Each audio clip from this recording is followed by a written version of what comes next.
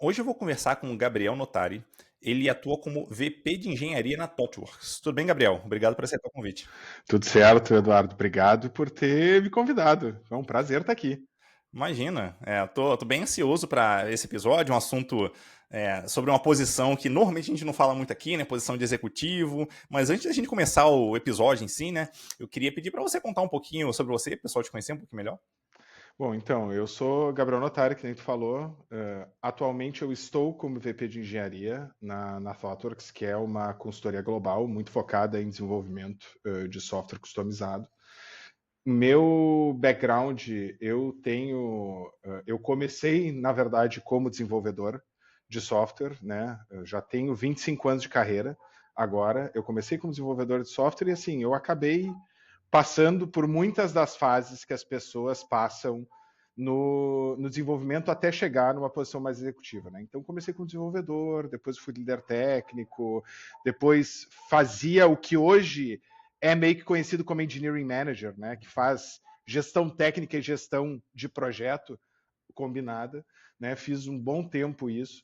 Em um momento eu acabei transicionando para a função de gerente de projetos, porque eu acho que, apesar de eu gostar muito da parte técnica, eu acabava me virando bem com relação à treta, com relação a negociar com o cliente, riscos, gerenciamento de riscos, etc.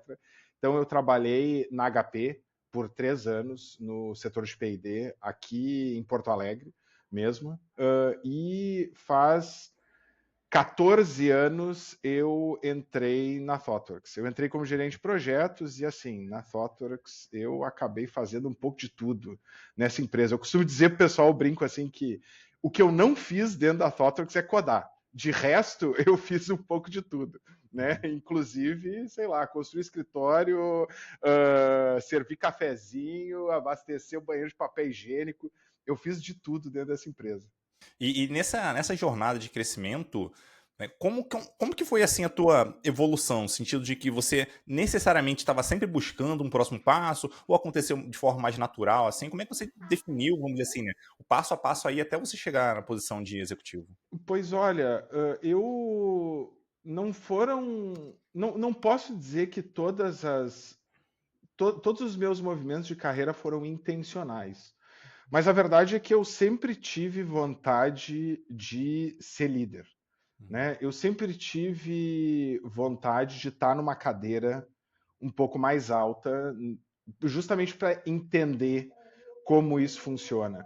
Eu acho que teve muito disso porque eu tive dentro da minha família exemplos de pessoas que eram donos de empresa, que tinham seu próprio negócio, né? Eu tenho um tio em específico que tinha o seu negócio, né? Ele tinha uma transportadora e para mim isso aí me inspirava bastante, sabe? Então eu acabei indo para um caminho de liderança um pouco por intencionalidade, mas também porque oportunidades apareciam ao longo da minha carreira e eu achava que era interessante eu aceitar essas oportunidades e esses desafios. E eu tinha muito medo, em muitos casos, de aceitar determinados desafios, mas eu acho que inconscientemente foi aquela coisa assim: ah, tem medo, mas vai com medo mesmo. Sabe? Uhum. Então, no final das contas, eu acabei aceitando muita coisa e essas coisas foram muito benéficas para mim. Entendi. Então, no fim das contas, vamos imaginar quem está acompanhando aqui a gente, né? Em algum momento na carreira, ela vai sentir medo ali de fazer uma certa movimentação e tal, mas pode ser que seja interessante para em termos de desenvolvimento, de aprendizado ali. Mas até em cima disso, é, vamos dizer assim, como que a pessoa talvez possa entender se esse medo está apontando para algo que realmente ela não deveria fazer naquele momento, ou se talvez seja um medo que mas mesmo com aquele medo, vale a pena ainda ela dar um passo. Como é que você acha que a pessoa pode calibrar isso aí? Olha, eu vou falar um pouco por mim. Como é que eu calibrava isso? Eu calibrava isso porque eu entendia que, apesar do risco, existia uma oportunidade caso eu fizesse isso bem, né? Ahn, então, eu me lembro que quando eu comecei a liderar times, eu não comecei a liderar times na época porque eu tinha um grande sonho de liderança, apesar de eu ter essa inspiração dentro de casa, mas sim porque naquele contexto eu estava trabalhando para um cliente que era um cliente americano. Eu estava trabalhando, eu estava começando a criar um relacionamento com esse cliente e o meu inglês não era bom. Ele não era bom o suficiente, eu não era fluente na época. Só que dali eu vi uma oportunidade para que eu conseguisse desenvolver o meu inglês e eu também consegui ver uma oportunidade para ir para os Estados Unidos de tempos em tempos, para justamente oferecer suporte, levantar requisitos com a própria cliente lá. E assim, dado a minha realidade na época, eu não tinha como pagar uma viagem para Nova York, por exemplo. Eu não tinha como pagar a viagem para Nova York, por exemplo. Não tinha como isso acontecer. Eu não sou de família rica. Também não sou de família pobre, mas assim, não tinha esses recursos na época. Então ali eu vi uma oportunidade para que eu conseguisse crescer e eu conseguisse ver coisas além do meu próprio mundo, sabe? E na verdade isso aconteceu. Então eu consegui desempenhar bem o meu papel, eu comecei a ter essa experiência internacional, eu comecei a ir para Nova York, no caso, que a cliente onde eu estava trabalhando tinha escritório lá, e eu ia para lá de tempos em tempos e eu achava aquilo o máximo. Bom, nessa época eu comecei a fazer isso quando eu tinha 21 anos, né? Foi muito cedo quando eu comecei a ter essa exposição. Poxa, tu imagina, um cara com 21 anos que vai para Nova York com tudo pago, é meio que um parque de diversão, né? Eu fazia o meu trabalho, mas à noite eu conseguia sei lá, passear na Times Square, conseguia conhecer a cidade. Então, tinham muitos desses benefícios, assim. E claro, eu também, naquela época, eu estava numa realidade onde eu ainda morava com a minha mãe, eu tinha uma certa segurança, então o apetite pelo risco era maior. À medida que eu fui passando por outras fases da minha carreira, mesmo que o risco associado com a posição ele acabasse ficando mais alto, eu acho que a minha confiança também acabava ficando mais alta, visto os desafios que eu já tinha atingido anteriormente. Então, as coisas meio que compensavam. Então, eu acho que. Não sei se eu consegui responder a tua pergunta, mas pelo menos esse foi a minha linha de raciocínio. Uhum. Não, faz total sentido pra mim. E um negócio que eu penso assim em relação a risco é o seguinte: às vezes a gente acaba se deixando levar por, e se der certo, né? O que vai acontecer? Mas talvez a pergunta deve ser o contrário. Se der tudo errado, mesmo assim eu vou estar minimamente ok com o que aconteceu? Se eu tiver minimamente ok, talvez, enfim, faça sentido a pessoa mover. Porque aí tem uma questão também de apetite a risco. Tem gente que está muito mais disposta a correr risco do que outras pessoas. Tem gente que está em mais condições de correr risco do que outras pessoas. Então vale uma análise ali anteriormente, né? Não, total, total. E eu não sei se eu tinha consciência de todo o risco que eu estava correndo, para ser bem honesto, né?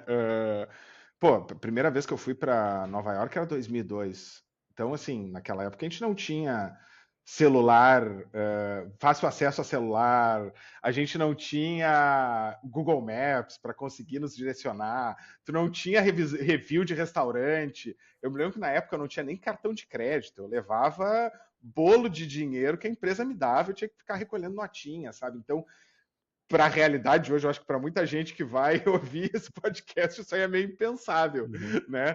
Mas essa era a realidade que eu tinha. E, assim, eu acho que naquele contexto fazia total sentido eu me jogar nisso, porque realmente me dava uma oportunidade que eu talvez nunca teria de outra forma, né? Então, eu ficava pensando, eu acho que era assim, se desse errado, o que aconteceria? Bom, eu ia perder meu emprego e ia ter que ser desenvolvedor em outro lugar. Ok, né? Parece um risco pequeno pelo ganho que ele pode trazer ali. Total. E entrando aqui de fato no nosso episódio, eu queria colocar uma pergunta um pouco mais ampla, e a gente vai entrando nela aos pouquinhos ali, né? Mas pergunta é a seguinte: o que exatamente faz um executivo de tecnologia? Como é que a gente consegue diferenciar, por exemplo, um executivo de um gerente? Pois olha, Eu vejo que é muito com relação ao escopo em que está se trabalhando, né? Se a gente está falando sobre uma posição mais executiva, pelo menos assim, a minha vivência com relação a pares com quem eu trabalho, eu vejo muito com relação a qual é que é o tipo de tomada de decisão que tem que ser feita, qual é que é a responsabilidade. A responsabilidade ela acaba sendo por uma grande área de negócio, ela acaba sendo por um negócio inteiro. Tu acaba tendo uma exposição muito grande a números, seja receita ou seja custo. Na grande maioria das vezes é a combinação das duas coisas, porque no final das contas tu precisa entender como é que tu consegue crescer receita e como é que tu consegue baixar custo. Dentro da ótica capitalista, isso é o que acaba sendo a tônica das empresas, né? Tu precisa conseguir tomar decisão muito mais baseada em dados, porque tu está tratando de decisões em grandes volumes, né? Então, aqui eu estou falando mais, por exemplo, pegando o meu exemplo, né?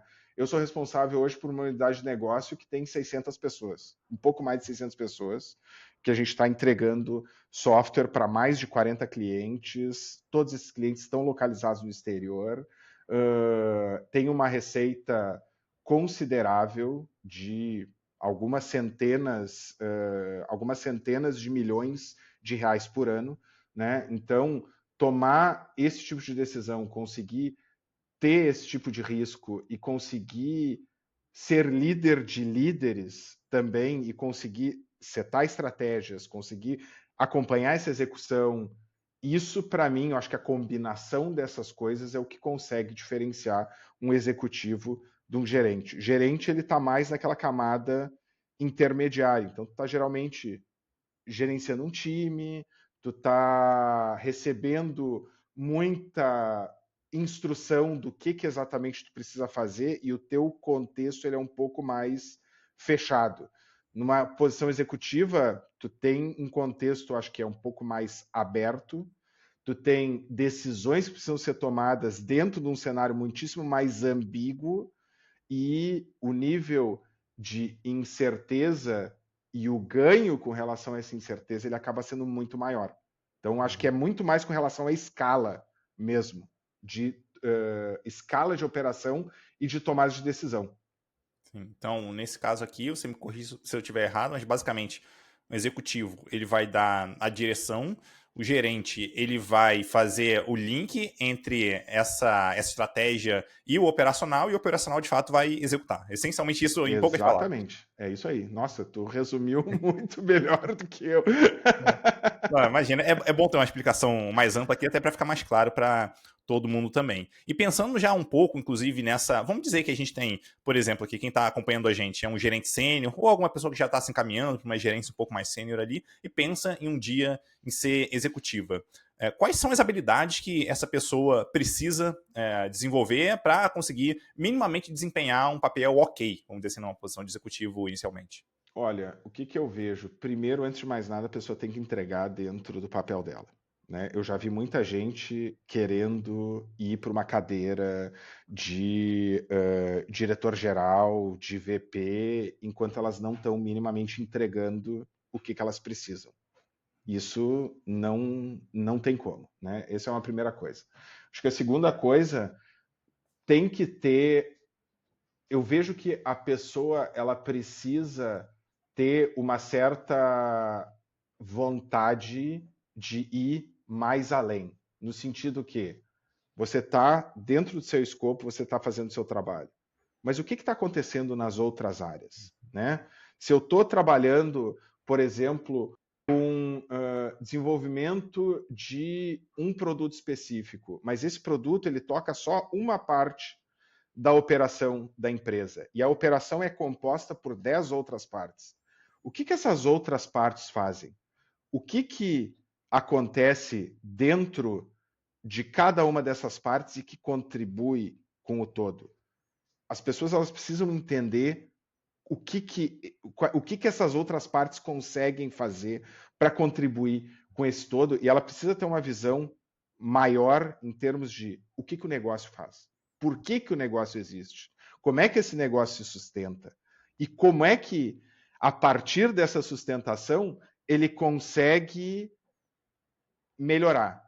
O que precisa ser feito daqui para frente para que isso aconteça, sabe? Então, eu acho que é muito importante também. Eu estou falando muito isso porque, assim, é importante não só conhecer esse contexto, mas daqui a pouco começar a se envolver com esses contextos.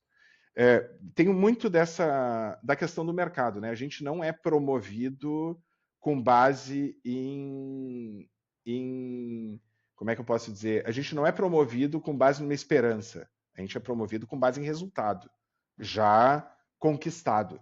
Então, as pessoas precisam entender para onde é que, o que elas podem fazer a mais e, a partir daí, começar a fazer, começar a criar esses relacionamentos e então entender o que precisa ser feito.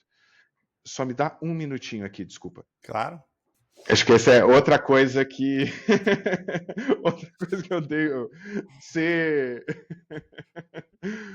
profissional e ser pai ao mesmo tempo dá algumas coisas. Mas, assim, eu sei que eu estou saindo um pouco do assunto, mas para mim isso é uma coisa que eu gosto muito de fazer, sabe? Eu sou pai de uma guria de 7 anos de idade e eu acho essa experiência fantástica, né? E ela tá Boa. aqui super curiosa, querendo saber o que a gente está conversando. Boa, mas é a vida, a gente não é só profissional, a gente enfim, ser humano faz muitas coisas. Mas daí eu acho que engancha um pouco no contexto executivo. Porque para tu estar no contexto executivo, tu precisa conseguir ver e lidar com muitos contextos ao mesmo tempo.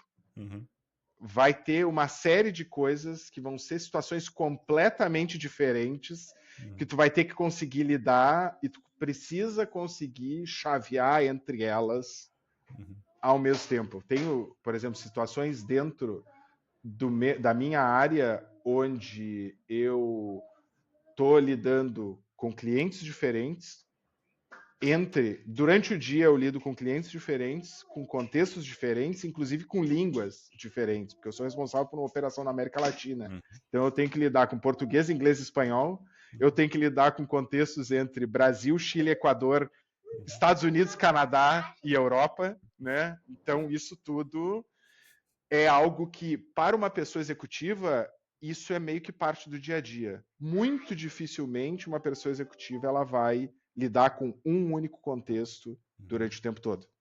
Sim, e até pelo que você estava comentando, né, de conhecer o que está no seu entorno, eventualmente você vai ter que estar próximo de um contexto que você não tem domínio, que talvez você tenha que aprender ainda, começar a entender como é que aquilo funciona.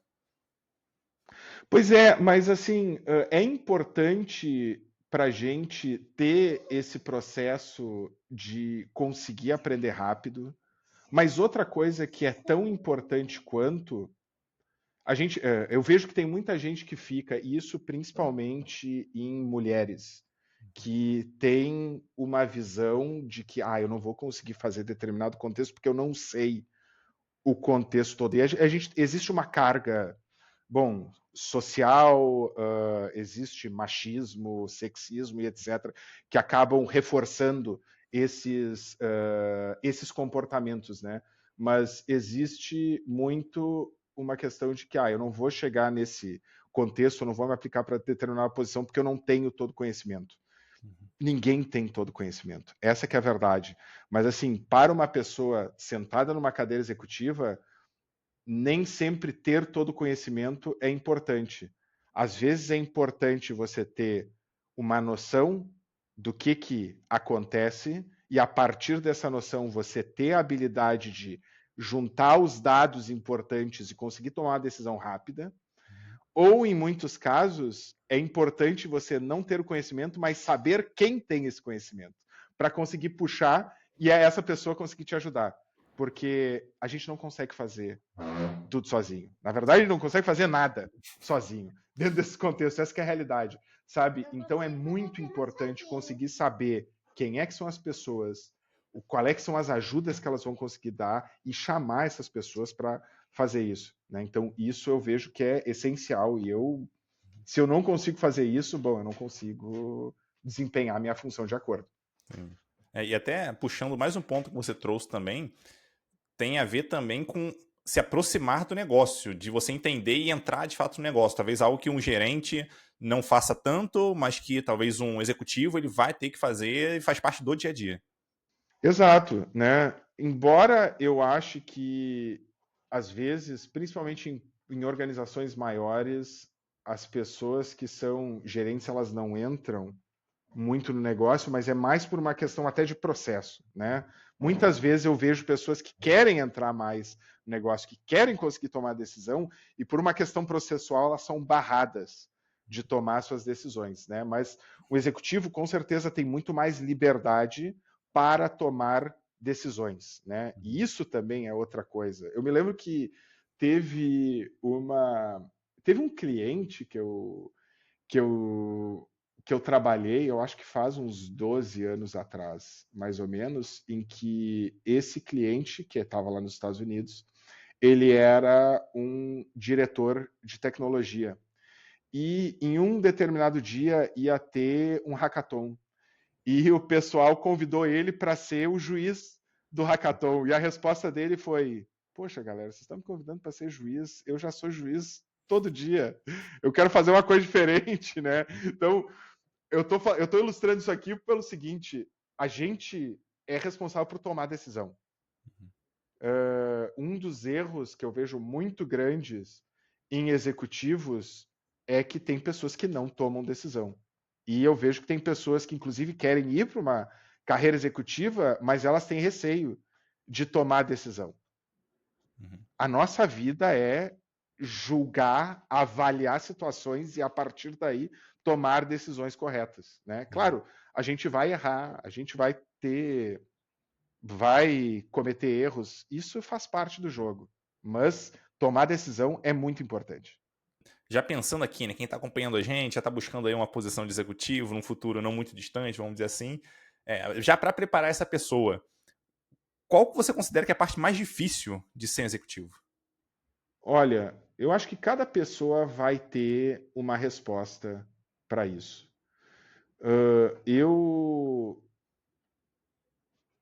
acho que tem muito sobre.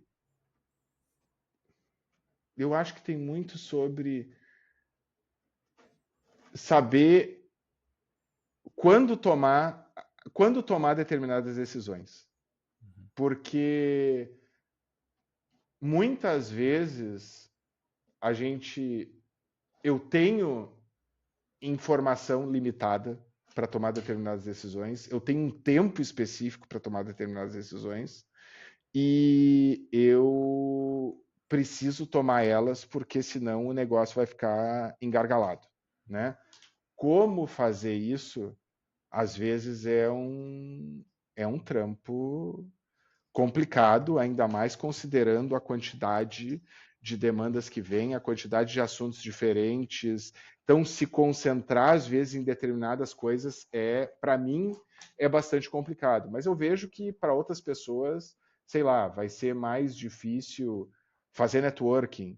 Para outras pessoas vai ser mais difícil entender determinados escopos. Para outras pessoas, sei lá, vai ser mais difícil chaveamento de contexto, né? Eu vejo que existe uma certa pluralidade entre o que vai ser mais fácil e o que vai ser mais difícil.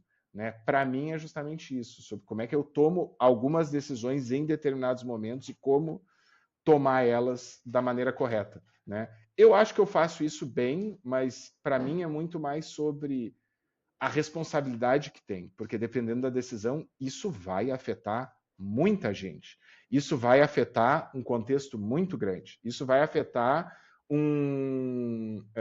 isso pode afetar um faturamento da empresa. Isso pode afetar um quarter, sabe? Então, entender o peso disso, às vezes, é mais difícil. Claro, à medida que o tempo vai passando, a gente fica mais versado nessa tomada de decisão. Eu não acho que eu não sei se isso vai ser fácil em algum momento, mas eu acho que eu já estou mais confortável com isso. Há uns tempo atrás eu estava bem mais desconfortável com esse tipo de coisa. E em relação à tomada de decisão, você considera que, pelo menos para você, ao longo do tempo foi ficando mais fácil você tomar decisão, porque você vai ficando mais experiente, por qualquer outro motivo, ou não necessariamente, é sempre difícil? Olha, eu acho que, assim, para mim, acabou sendo mais fácil por dois motivos. Um, pela própria experiência, mas outro também porque ao longo do tempo eu fui adquirindo mais confiança no meu processo decisório, né? E também entendendo que em muitos casos eu não vou tomar decisão com base em todos os dados que existem, porque isso vai ser impossível. Eu vou tomar muitas decisões às vezes baseado no meu instinto. E o instinto acaba sendo um impulso da experiência que a gente não consegue racionalizar, né? Então, eu vejo que ao longo do tempo eu consigo tomar muito mais decisões de maneira instintiva, não vou dizer instintiva puramente, mas com menos dados, eu consigo juntar alguns dados e a partir daí eu já consigo identificar padrões. E com isso eu consigo tomar decisões não só mais rápido, mas mais assertivas, que é uma coisa que dentro de uma posição de executivo ela é importante, né? Claro, à medida que contextos vão mudando e eu preciso aprender outras coisas, eu vou travando um pouco, né? No sentido, eu preciso de mais tempo, eu preciso entender melhor esse ambiente, mas à medida que isso vai acontecendo, eu vejo que vai ficando mais fácil. Eu vejo que, por exemplo, o Gabriel de 20 anos atrás tinha muito mais dificuldade de tomar uma decisão do que o Gabriel de hoje. Já atuando numa posição de liderança super sênior aqui, de executivo, eu imagino que você tome decisões, obviamente relacionadas à tecnologia, que vão afetar bastante gente. Então, eu queria entender como que é trabalhar ou liderar, na verdade, estando longe da linha de frente, né? Porque você já não está tão próximo mais dos engenheiros na ponta e tal. Como que é liderar em tecnologia estando longe dos detalhes ali do que o pessoal está usando, de como o pessoal está se comportando? Olha, para mim tem algumas coisas. Primeiro, eu preciso estar atualizado, minimamente atualizado do ponto de vista de tecnologia. Eu preciso entender, por mais que eu tenha uma formação técnica e que eu tenha trabalhado como engenheiro de software há muitos anos atrás, a verdade é que as tecnologias com as quais eu trabalhava no passado não são mais as tecnologias que existem hoje, né? Eu trabalhei com Delphi, eu trabalhei com Power Builder. Bom, Power Builder aqui eu tenho certeza que 98% das pessoas que ouvem esse podcast não vão saber que linguagem é essa, né? Mas eu preciso estar minimamente atualizado sobre os paradigmas de programação, eu preciso estar minimamente atualizado sobre as ferramentas que são utilizadas, eu preciso estar minimamente atualizado sobre os ambientes e etc., para que eu consiga entender o que está sendo feito. Outra coisa também, embora eu não esteja na linha de frente, eu ainda converso com muitas pessoas. Então, eu preciso conversar com as pessoas que estão na linha de frente para entender o que está acontecendo e a partir daí eu começar a formar esses padrões e tomar essa decisão, né? Que nem hoje de tarde, por exemplo, eu tive conversas separadas com desenvolvedoras para justamente eu entender qual é, que é a realidade delas e eu conseguir atuar dentro de uma determinada situação que está acontecendo, né? Para que a gente consiga ter melhorias a respeito, né? Então, eu preciso também ter essa conexão independente. Outra coisa que eu vejo é que eu preciso saber escolher o meu time de acordo, né? Então, eu preciso entender qual é que é a filosofia com qual eu vou trabalhar. Eu preciso escolher as pessoas que trabalham de acordo com essa filosofia e passar o direcionamento correto para elas. Porque eu sou o tipo de líder que eu não quero estar o tempo inteiro dizendo para as pessoas o que elas vão e o que elas não vão fazer. E eu não gosto de fazer isso porque eu não gosto que façam isso comigo. Eu não consigo ser a pessoa que vão ficar em cima de mim o tempo inteiro. Ah, tu precisa fazer isso, depois tu precisa fazer isso, depois tu precisa fazer isso. Não, eu não funciono dessa forma. Então, eu preciso trabalhar com lideranças que também funcionem de uma forma parecida comigo. Então, a parte de recrutamento, acho que recrutamento é chave nesse processo para conseguir entender quem é que são as pessoas e conseguir montar um time coeso, né?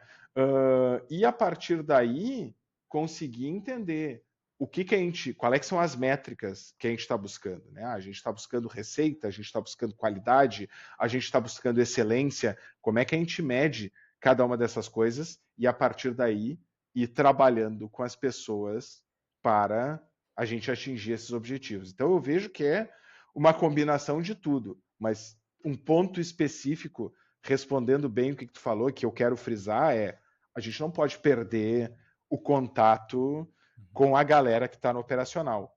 Esse contato ele vai ser muito menor estando numa cadeira executiva, com toda certeza. Ele precisa ser muito menor, porque se tu está o tempo todo envolvido com o operacional, você não está sendo um executivo efetivo.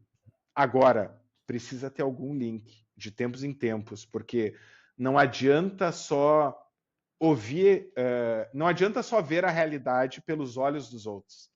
A gente precisa ver a realidade pelos nossos próprios olhos de tempos em tempos, para a gente conseguir formar as nossas próprias opiniões a respeito. Sim, uma coisa é ouvir o que as pessoas estão falando, outra coisa é ouvir a realidade lá na ponta, está acontecendo na ponta. Eu imagino que o gerente, enfim, seus diversos níveis de senioridade, eles trazem vários pontos, mas é interessante ter essa proximidade ali também com o pessoal da ponta. Não, precisa ter uma certa proximidade, precisa abrir contato, precisa entender o que está acontecendo, porque senão não dá certo.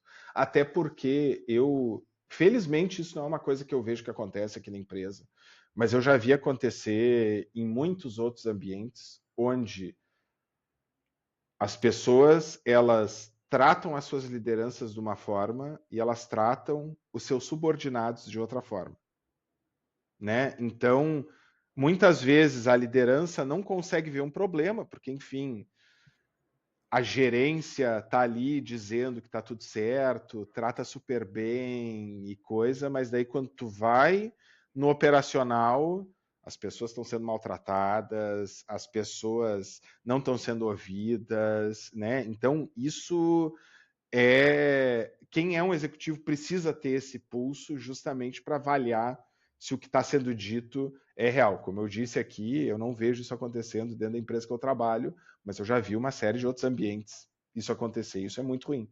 Sim. E você estava comentando ali sobre métricas. Eu queria entender um pouquinho quais tipos de métricas que você costuma acompanhar quando a gente pensa ali em tecnologia, quando você pensa no seu time. Olha, o que eu vejo muito com relação a como é que a gente está do ponto de vista de entrega, né? Então, como é que estão como é que os milestones de entrega estão acontecendo, né? Então, a gente está conseguindo entregar o que a gente está se propondo para as nossas clientes de acordo. A gente está conseguindo entregar no tempo, a gente está conseguindo entregar no custo, a gente está conseguindo entregar com a qualidade que a gente precisa, né? Eu vejo que isso é uma coisa importante.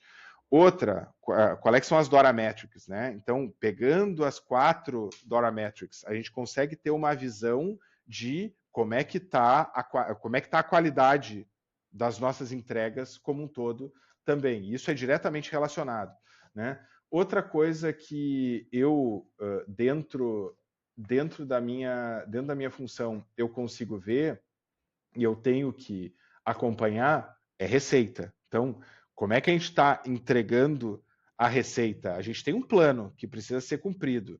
A gente está atingindo esse plano, sim ou não? Se a gente não está atingindo esse plano, por que a gente não está atingindo esse plano? O que a gente precisa fazer para que esse plano seja atingido da melhor forma? Quais são os custos que a gente tem? A gente está de acordo com esses custos ou a gente não está? Né? Então, olhar para isso também é importante. Eu vejo que, assim, são métricas financeiras, são métricas de entrega e métricas de tecnologia. Essas 3 coisas é que estão bem englobadas dentro do que eu acabo vendo no meu dia a dia. E claro, mesclado junto a isso são as próprias métricas das pessoas, né? Então, como é que as pessoas estão se sentindo dentro do ambiente de trabalho? Elas estão... Esse é um ambiente que está sendo recompensador para elas? Elas estão... Tudo bem que elas estão entregando, mas elas estão aprendendo? Elas estão conseguindo se desenvolver aqui dentro? Porque se elas não estão conseguindo se desenvolver, a gente também tem alguma coisa errada. Daqui a pouco a gente não está com os perfis corretos, a gente não está com os projetos corretos, a gente tem algum problema dentro desse ecossistema todo. Então, eu vejo que tudo isso precisa ser levado em consideração. E outro ponto que eu queria entender de você é um negócio que a gente ouve falar bastante, mas que eu nunca vi ninguém explicando de forma decente esse ponto aqui. É muito ambíguo, vamos dizer assim. Queria entender um pouquinho a tua visão sobre o que significa pensar de forma estratégica, porque eu imagino que, como executivo, você tem que estar pensando estrategicamente o tempo inteiro. Então, o que é pensar estratégico para você? Essa é uma ótima pergunta. E assim, tem. Eu vou depois buscar a referência do livro, mas tem um livro em específico que ele dá um exemplo muito bom sobre estratégia. E o que ele resume, assim, basicamente é estratégia que nem uma dieta que a gente segue, né? Então, a gente coloca um objetivo de, sei lá, perder 10 quilos. A estratégia é justamente a gente colocar esse objetivo, que no caso é perder 10 quilos, e qual é que é todo o plano que a gente vai fazer para conseguir perder esses 10 quilos. Mas quando a gente chegou nos 10 quilos, também tem uma continuação da estratégia que ela não pode ser abandonada. Então, depois que tu perder os 10 quilos, não adianta tu voltar para as tuas práticas habituais. Tu precisa conseguir manter isso para que tu consiga ficar sem aqueles 10 quilos. Então, a estratégia aqui é sobre conseguir entender a visão de onde se quer chegar.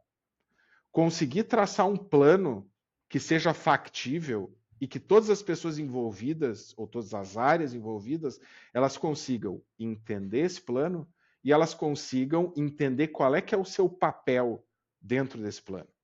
Estratégia é conseguir executar esse plano de uma maneira ordenada em que esse plano ele vire realidade. Mas além disso também é fazer com que essa realidade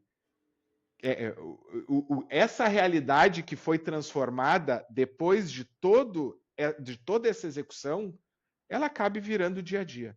Uhum. Né? Então, eu vejo que é muito isso. E eu acho que a grande dificuldade... Bom, na verdade, não existe uma grande dificuldade. Existem várias grandes dificuldades. Uma é sobre a falta de clareza de onde é que a gente quer chegar, a falta de clareza em como comunicar esse objetivo, a falta de coordenação em como fazer com que todas as pessoas consigam se coordenar de uma forma boa para atingir esse objetivo. E depois que esse objetivo foi atingido, como é que ele vira business as usual, né? Como é que ele vira parte da nossa rotina?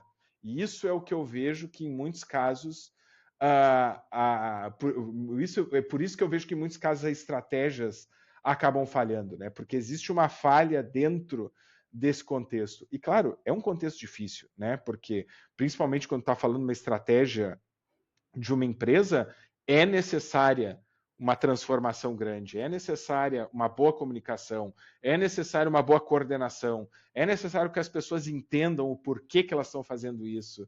E, ao mesmo tempo, ao longo de todo esse tempo, é necessário fazer com que todo esse esforço ele acabe virando rotina. E para que esse esforço vire rotina, muitas vezes é necessário fazer com que outras tarefas elas deixem de acontecer, que é também outro problema. A gente tem muito problema em parar de fazer coisas ou em despriorizar, né? Enquanto isso também tem que ser uma atividade constante. A gente não pode só começar a fazer mais e mais coisas. A gente precisa parar de fazer algumas coisas para dar lugar a essas que vão tomar o seu lugar, né? Sim. O interessante de você falar isso é que fica muito claro que se qualquer uma dessas etapas não funcionar como deveria, a estratégia vai para o saco aqui. E por isso que é tão difícil uma estratégia ser executada da maneira correta, porque se tudo isso precisa acontecer, se uma dessas coisas não acontece, Uhum. tudo foi pro saco.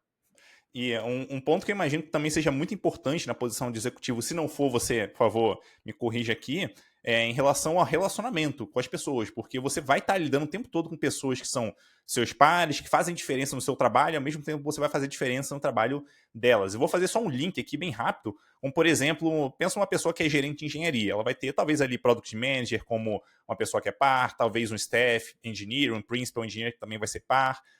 Então, eu queria te perguntar como que a gente consegue criar boas relações de trabalho para que a gente consiga interagir de forma intencionalmente boa com essas pessoas. É engraçado que eu estava dando, eu estava dando uma palestra hoje exatamente sobre isso, né? Mais sobre consultoria. Como é que a gente é uma pessoa consultora dentro do contexto da TW. E o que eu vejo que é importante para criar esses relacionamentos? A gente precisa escutar as pessoas. Muitas vezes eu entendo que a gente chega para uma conversa, mas a gente quer falar. A gente não quer escutar. E é muito mais importante a gente escutar, mas escutar com atenção, né? Realmente entender o contexto, por que que a pessoa tem determinado problema, o porquê que a pessoa está adotando uma solução, mesmo que essa solução não faça sentido para a gente. Conseguir entender o raciocínio por trás e conseguir entender o processo decisório que fez com que tal decisão fosse tomada, mesmo que a gente não concorde, faz com que a gente entenda o porquê essa jornada aconteceu. E daí, linkando com isso, tem mais um ponto: empatia. A gente precisa conseguir se colocar também no lugar do outro para entender o porquê que elas tomam determinadas ações, por que essa pessoa faz o que ela faz, como que ela faz, o que ela diz, né? Então, eu vejo que estes pontos, assim, eles são cruciais para se estabelecer um bom relacionamento. Eu estava vendo esses dias, um amigo meu, ele colocou alguma coisa no LinkedIn que dizia mais ou menos assim: um ótimo elogio de se receber é de que as pessoas dizerem que você é uma pessoa fácil de trabalhar. E o que eu entendo que é uma pessoa fácil de trabalhar? É justamente uma pessoa que consegue empatizar, é uma pessoa que consegue escutar, é uma pessoa que consegue racionalizar problemas em conjunto e é uma pessoa que consegue ser parceira em resolver esses problemas, né? E eu vejo que criar relacionamentos é muito sobre isso. É sobre conseguir resolver problemas em conjunto. É sobre conseguir sentar e discutir sobre problemas, mesmo que eles sejam difíceis, mas discutir de uma maneira respeitosa. É sobre dar um ponto de vista respeitando o outro, mesmo que se precise dar, por exemplo, um feedback mais duro, né? Tem formas de dar feedback duro que elas ainda são super respeitosas, né? Eu acho que também estar presente em momentos críticos faz com que essa conexão ela acabe acontecendo. Mas é muito sobre isso. Eu vejo que é muito sobre escutar, é muito sobre empatizar, é muito sobre saber debater e não impor o nosso ponto de vista. E a partir daí a gente consegue construir relacionamentos que são duradouros. E relacionamento, eu vejo que independente da posição, eles são muito importantes, porque é a partir daí que a gente consegue resolver problemas do coletivo, é a partir daí que a gente consegue crescer, é a partir daí que a gente consegue ver outras oportunidades para frente. Eu estava até pensando aqui, o que é uma pessoa fácil de trabalhar além dos pontos que você trouxe. Então pensei, uma pessoa que eu posso contar com o combinado que a gente fez, que vai ser cumprido, posso contar que se ela falou que vai conseguir fazer alguma coisa, ela vai lá, ela consegue fazer aquela coisa. Então são características de fato que apontam ali para provavelmente melhores pessoas com quem a gente costuma trabalhar. Então acho que é um proxy interessante para Pois a gente é, usar. exatamente, sabe? E é importante isso, porque é a partir daí que as pessoas vão criar confiança, né? A gente confia nas pessoas que a gente sabe com quem a gente pode contar. Que a gente sabe que a gente deu uma tarefa para ela, ela vai trazer isso na melhor qualidade possível, no tempo que ela acordou, né? A gente precisa ser assim também. E eu vejo que tem algumas pessoas que não cumprem com esses requisitos básicos e isso não é sobre senioridade. Eu vejo pessoas sêniores, ou que se dizem sêniores às vezes, que não cumprem com esse tipo de acordo, enquanto gente que saiu da faculdade e que está recém começando no mercado de trabalho, nem precisa ter saído da faculdade, né? Mas que está recém começando no mercado de trabalho e que tem essa ética, né? Que sabem o que elas estão, que vão prometer alguma coisa e elas vão cumprir. E vai ser prometido por prazo X, ela vai estar lá com isso, por mais simples que seja, sabe? E é justamente isso que cria a confiança nas pessoas e a partir daí a gente consegue criar relacionamento duradouro. E outro ponto é o seguinte, e esse é um tema talvez um pouco mais espinhoso, né? Porque assim, quer queira, quer não, onde tem ser humano, a gente vai ou pode pelo menos ter algum tipo de política ali, né? Envolve muito relacionamento e tal. Então, como eventualmente a gente consegue lidar com a política que acontece ali na empresa, independente, enfim, do tamanho dela, de como que ela funciona internamente? Eu vejo que é muito importante a gente a gente separar política de politicagem, porque politicagem a gente acaba é muito sobre uma pessoa vai dar uma coisa em troca de outra e isso vai ser feito às escondidas, né? O ponto de política não tem que ser assim. Política é sobre debate, é sobre se debater ideias, se debater o que se precisa em uma determinada situação, por que se precisa em uma determinada situação e como que se chega num resultado. Eu vejo que a grande questão aqui também é sobre os contextos. Verdade é que a gente, às vezes a gente não entende decisões que são tomadas no nível hierárquico acima, né? Por que a gente não entende determinadas decisões? Um, porque a gente não tem todo aquele contexto. Outro, porque a gente não tem, às vezes, habilidade de tomar decisão dentro daquele contexto, ou não tem experiência para tomar decisão dentro daquele contexto. Eu acho também que, claro, existe um fator humano que é muito importante. A gente estava falando antes sobre confiança. A gente geralmente vai pedir determinadas atividades ou dar determinadas missões para pessoas que a gente confia. Né? A gente vai pedir isso para pessoas que a gente conhece, que já tem um histórico de entregas, né? Então, isso também eu acho que acaba sendo levado em consideração, né? E o que a gente às vezes chama de política é um processo de tomada de decisão com base no que as pessoas que estão tomando essas decisões, elas têm conhecimento e com base no poder de decisão que elas conseguem ter. Então, eu acho que entendendo isso, eu pelo menos fico um pouco mais tranquilo em ficar mais tranquilo com sei lá, em outras empresas eu tive muito essa coisa de, putz, o pessoal tá tomando decisões que são muito erradas, ou o pessoal. Cara, hoje eu tô nessa cadeira e eu entendo que às vezes não é sobre os outros, é sobre o contexto, é sobre as informações que eu tenho, é sobre as decisões que eu preciso tomar. O que eu posso fazer se eu não tô nessa cadeira? Bom, é justamente chegar mais próximo, tentar chegar mais próximo desse contexto, tentar chegar mais próximo dessas pessoas, entender esses contextos para entender o porquê que essas decisões são tomadas. E muitas vezes eu vou concordar com essas decisões, dado o contexto. E muitas vezes eu não vou concordar com essas decisões. E daí cabe a mim decidir se faz sentido eu continuar nesse contexto ou se faz sentido eu buscar outro contexto.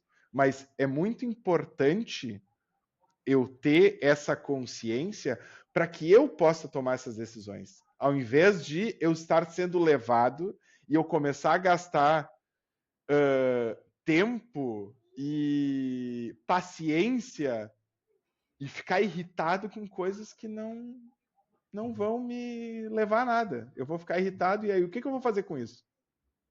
Nada. Acho que a boa política, ela leva em consideração que o bem da empresa, o bem da organização, ela vem em primeiro lugar. Então a gente vai tentar caminhar nessa direção e não em benefício próprio. Exatamente, né? E daí quando, sei lá, eu tento ao máximo estar ligado em decisões que o bem, onde a gente vai estar tomando decisões que visam o bem comum, né? O bem da empresa, o bem dos nossos clientes, o bem das nossas pessoas e etc. Eu continuo na minha empresa por 14 anos, justamente porque eu vejo que não existe esse ponto de as pessoas estão tomando decisões porque elas querem se beneficiar elas mesmas e azar é o da empresa. Putz, eu não consigo trabalhar num ambiente assim, sabe? E eu gosto muito dos times com que eu trabalho, e eu acho que a gente tem um ambiente bom que, inclusive, faz com que esse tipo de situação não aconteça, sabe? Qual o conselho que o Gabriel Notari daria para o Gabriel Notari de 10 anos atrás? Qual conselho que eu daria para mim 10 anos atrás? Pois olha, eu acho que o conselho que eu daria para mim mesmo é leve as coisas com um pouco mais de leveza, porque eu vejo que eu tenho uma seriedade muito grande com o meu trabalho, mas teve um determinado contexto onde eu trabalhei que ele foi particularmente pesado. E eu vejo que ele foi particularmente pesado muito mais pela minha cobrança comigo mesmo do que pela cobrança do ambiente. Para ilustrar um pouco esse problema, eu tive a oportunidade de, alguns anos atrás, eu ir para fora do país para abrir uma operação. Então, eu fui para a Espanha para abrir a operação da empresa da ThoughtWorks na Espanha. Né? Então, eu fui apontado para ser um Managing Director e eu fiquei lá por 4 anos. Foi uma experiência fantástica, mas eu entendo que eu coloquei uma pressão desnecessária em mim mesmo. E colocando uma pressão desnecessária em mim mesmo, aliado a outros fatores que na época eu não estava alheio, como ser um imigrante, como ter que construir uma base de relacionamento num país estranho, numa cultura estranha. Nesse meio do caminho, a minha esposa e eu, nós tivemos uma filha, a nossa filha, né? Então, também sermos pais de primeira viagem, acho que tudo isso foi consideravelmente pesado, né? A gente tomou uma decisão coletiva de voltar para o Brasil. E eu vejo que essa foi a melhor decisão, mas eu também vejo que, por ter tomado essa decisão, eu consegui me afastar daquele contexto e ver que eu estava sendo muito pesado comigo mesmo.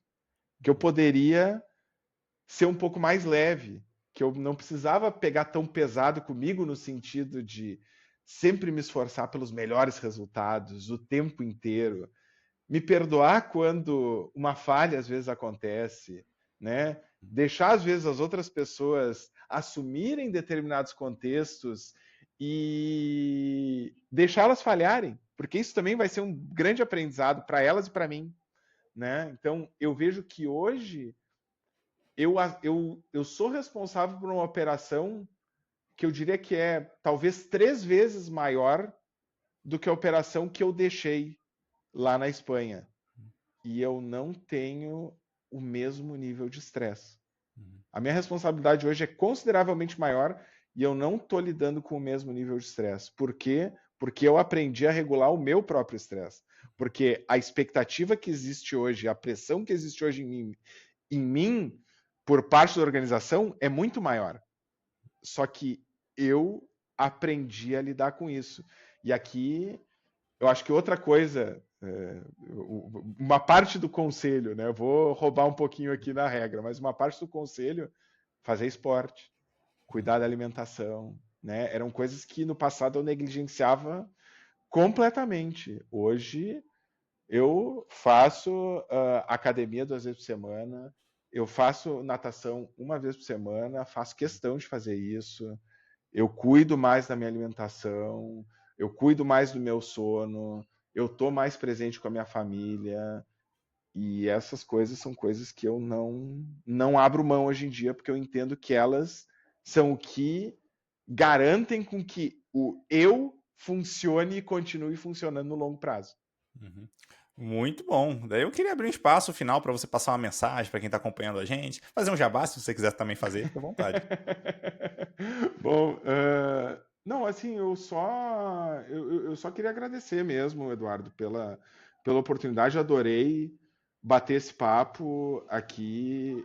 O que eu vejo é que, principalmente, a gente está falando com lideranças e principalmente lideranças técnicas, né?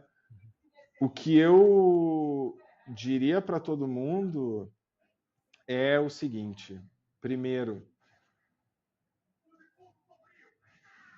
cuidem das habilidades não técnicas, que elas são muito importantes também. Então, o que a gente chama de soft skills, né? Comunicação, liderança, empatia, isso é o que faz a gente se diferenciar dentro do mercado. Isso é o que faz a gente crescer. Isso é o que faz a gente ser humano. E aqui, esse ser humano, eu vou linkar com o assunto do momento, né? Que é a inteligência artificial. Todo mundo está com medo da inteligência artificial. Todo mundo acha que a inteligência artificial vai roubar todos os nossos trabalhos. Eu tenho, eu creio piamente que a inteligência artificial vai redefinir a nossa área completamente. Mas eu não acredito que vai ser da forma como todo mundo está dizendo, em que a galera vai começar a fazer vibe coding e daí tu vai ter um banco digital criado em 48 horas. Me desculpe, galera, isso não vai acontecer. Por que eu acho que isso não vai acontecer? Porque a IA, eu não acredito que a IA vai resolver a política. Eu não acho que a IA vai resolver como que as pessoas pensam. Eu não acho que a IA vai resolver o problema que o meu cliente tem às 3 horas da manhã porque ele não está conseguindo falar com uma pessoa e não com uma interface, sabe? Eu não acho que a IA vai conseguir levantar requisitos magicamente e dizer que esses requisitos estão corretos. Toda essa ligação, ela é e vai continuar sendo humana. Ela vai mudar a maneira como ela vai acontecer. Mas eu não consigo ver um ponto onde o ser humano vai sair desse loop. Porque senão vai ser máquina falando com máquina. E daí, assim, se é máquina falando com máquina, vamos voltar para 1999 e ver o Matrix. Aquela vai ser a realidade, sabe? Eu não sei, eu vejo que existe uma coisa assim, um buzz muito louco sobre inteligência artificial e para mim, boa parte esse buzz está errado, né? Principalmente porque eu vivia a realidade da internet sendo criada, né?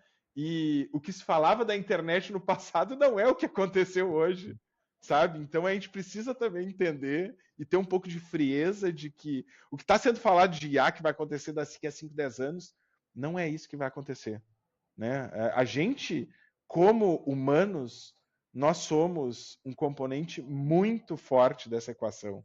E a gente quem vai ditar o futuro. Então, eu diria assim, a parte de soft skills, ela acaba sendo cada vez mais importante.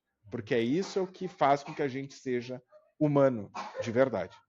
Sim, acho que o nosso trabalho ele tende a ser cada vez mais humano, incluindo para engenheiros de software. Eu falo isso, às vezes as pessoas não acreditam, mas inclusive para engenheiro de software, que é extremamente, costuma ser, né? Extremamente técnico. Nossa, total, total. E eu, assim, eu não acredito.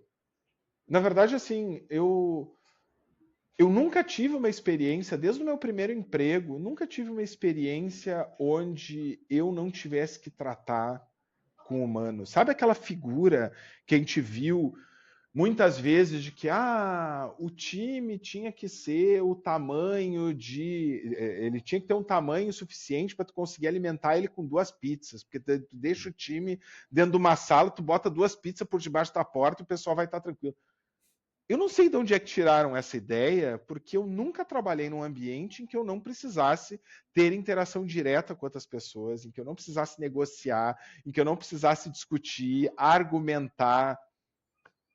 E eu vejo que cada vez mais isso acaba sendo importante, né? Então, essa visão de que a pessoa de TI, o desenvolvedor, quem quer que seja, é uma pessoa que vai ficar trancada no seu quarto na frente do computador, eu não sei de onde é que veio essa visão. Talvez seja do tempo do mainframe, onde existiam os CPDs nos Estados Unidos, nos anos 70. Não sei, mas a minha realidade, desde os anos 2000, quando eu comecei a trabalhar, nunca foi essa. Boa, muito bom.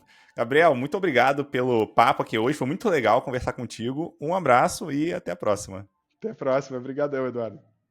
Se você gostou desse episódio, então também vai curtir os outros conteúdos da Escola Forge. Lá você vai encontrar treinamentos, workshops, masterclass, estudos de caso, palestras, além desse podcast e uma curadoria refinada de conteúdo. E diversos deles são de graça. Você pode acessar pelo QR Code aqui na tela ou pelo link na descrição. Te vejo por lá.